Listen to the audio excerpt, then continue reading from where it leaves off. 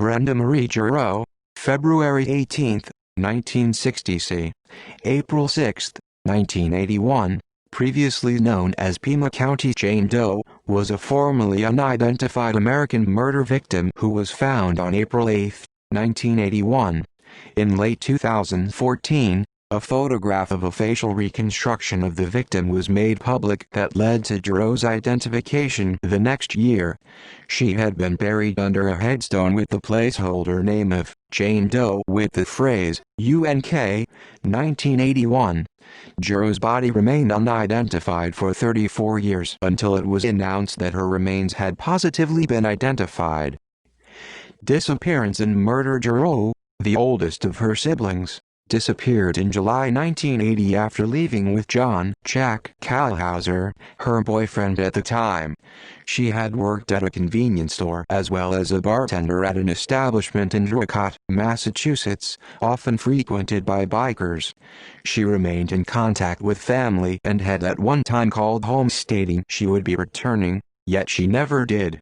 Her family attempted to report her missing, yet local police declined to cooperate, due to the fact that she was an adult when she vanished. The body of a white female was found in the desert on April 8, 1981, in Tucson, Pima County, Arizona, near Houghton Road and Interstate 10.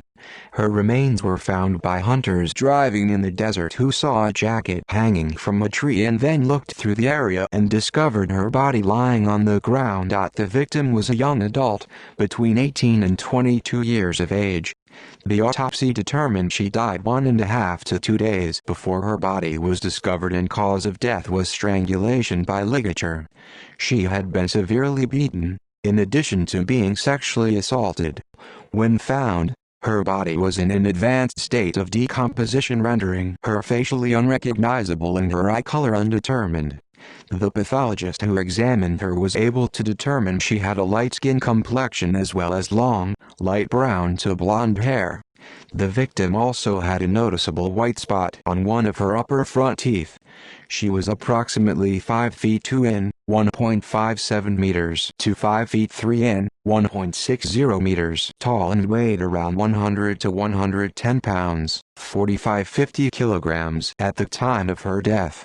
Additional evidence at the scene may have been blown away due to wines. Her body was clothed in denim jeans, white socks with pink pom-poms, a white bra, blue underwear, brown suede shoes and unique blouse that was a dark blue and had puffy reddish-colored sleeves with a flower design. A denim jacket was found hanging in brush near the body. Investigation of the crime scene was photographed and law enforcement flew over the area to take further photographs and to find any additional clues. Body decomposition was not advanced enough to completely alter her fingerprints, which were eventually taken. Dental information was obtained along with, years later, her DNA. A DNA profile from another individual was extracted from her clothing in 2006, which allowed for a DNA profile of a potential suspect to be created after the sample analysis was completed in 2007. At the time the victim was found, authorities in Tucson were unable to obtain fingerprints. In an effort to obtain her fingerprints, the victim's hands were removed from the body and sent to the FBI. While the FBI had been successful in getting fingerprints from the victim, they were not a match to any missing persons on file or to anyone arrested for a crime.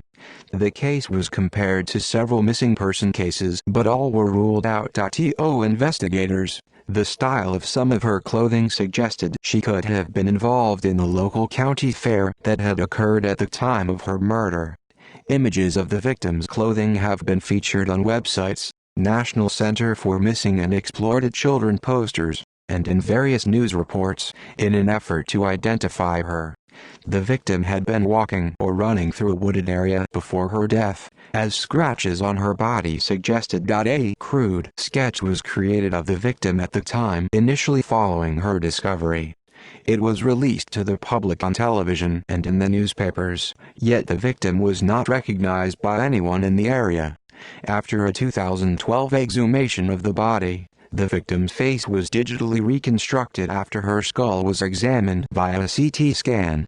The scan was sponsored by the National Center for Missing and Exploited Children in order to create an approximation of facial features and appearance when the victim was alive. Different theories regarding the life and demise of the victim existed.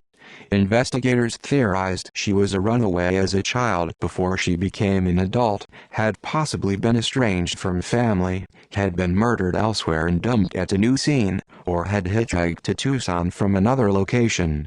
Early into the investigation, it was theorized she could have been a victim of the then unidentified Golden State Killer, who had moved south since his criminal career began in the mid-1970s.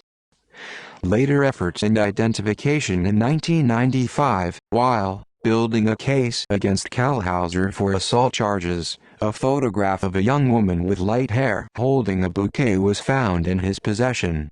In late 2014, police announced that they believed the photograph was connected to the case of Pima County Jane Doe and quickly released it to the public. The woman in the photo was stated to resemble the victim's reconstruction and her physical description. The photograph is believed to have been taken between 1979 and 1981, also fitting the time frame in which Jane Doe was found. Kalhauser refused requests from the authorities to identify the woman in the photograph. The then unidentified woman's photograph was circulated to the public in late 2014 after authorities made the connection between it and the reconstruction. Authorities noted that the background scenery appeared to be from somewhere in the eastern part of the country, most notably at a former camping area in Tyngsboro, Massachusetts. On December 23, 2014, her brother, Bill Gerow Jr., received a notification from police that the female in the picture could be his sister. Gerow hadn't been seen since 1980, when she was 20, after she left the state voluntarily with Kalhauser, whom she was in a relationship with. She had reportedly met Kalhauser while at a nightclub. She had never explained the reason for her departure, although her family did believe she had run off. Her brother stated that she had called him around 2 to 3 weeks afterwards while residing in New Mexico. After this occasion, she was never heard from again, although her family continued efforts to locate her. Gerow could not have officially been reported missing due to being over the age of 18 and that she had apparently left on her own accord. Kalhauser has past ties to Arizona and is believed to have murdered his wife, Diane Van Rieth, in 1995. He was living under an assumed name at the time of his wife's death. Although Van Rieth's body has never been found, Kalhauser was later convicted of her murder in 1999. Other events in Kalhauser's criminal history includes being convicted for the 1974 murder of Paul Chapman and being indicted for the attempted murder of a man in 1979. Following his indictment for the 1979 case, Kalhauser jumped bail and fled after being released from jail.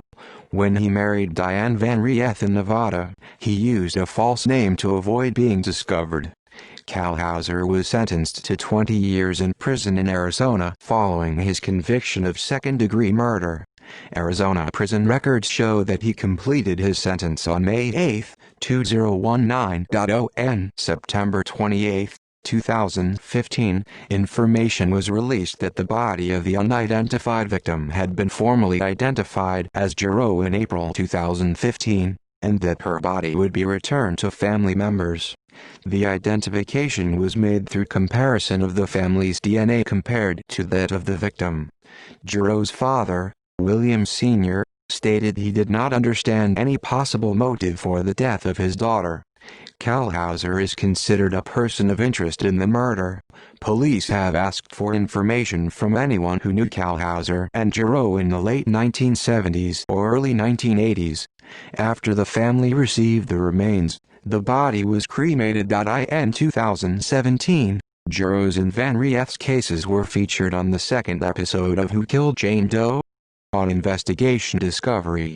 Her brother and father provided interviews.